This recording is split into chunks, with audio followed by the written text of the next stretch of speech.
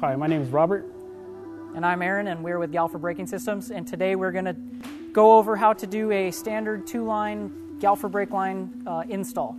And so we've got our brake line tech, Robert, here, who is going to be assisting with the installation, basically how to do it, how to route it, and how to do the full install.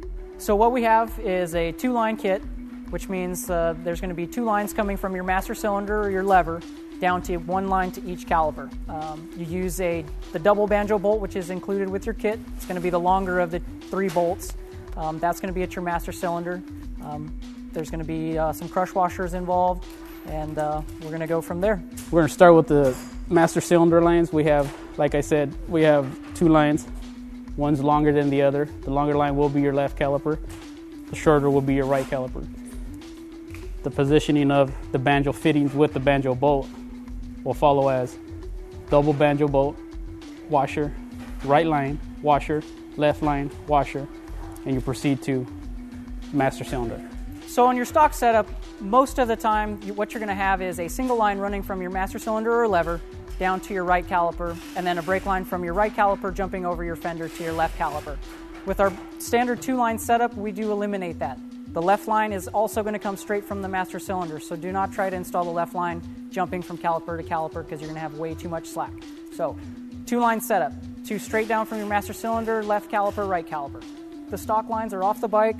We've got the cap off the reservoir and all the fluid is drained, and now we are ready to install the new Galfer brake line system. To make this easier on the install process, we're going to take the master cylinder and we're going to tilt it up so it's just easier to access. You're going to want to cover the bike anywhere that you're going to be removing the banjo bolts. So even removing your stock system, you're going to want to cover the bike because brake fluid will drip. So there's no way around it. It's going to happen.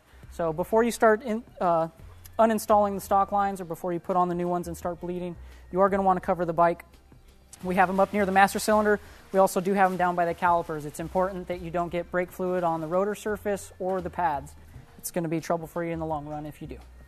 Now we're going to go over the routing of a 2-line kit, 2 from the master cylinder down to each caliper.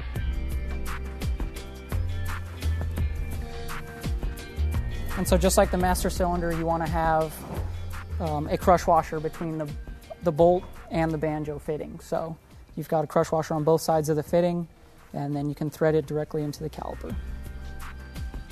Each bike is different. Galfer does supply a 2-line clip that will accommodate the OEM and remove the OEM clip from the triple clamp.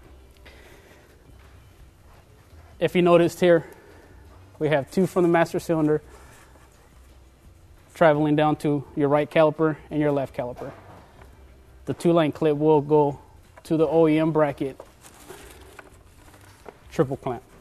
Do take note that all Galfer brake lines are pre-positioned, meaning the orientation of the fitting is designed to go with the manufactured master cylinder or calipers.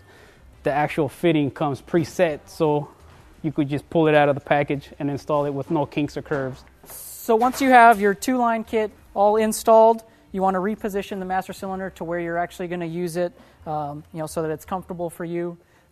Because we moved it in order to make it easier on us for the installation. You can now move it back so that you can do the bleeding process.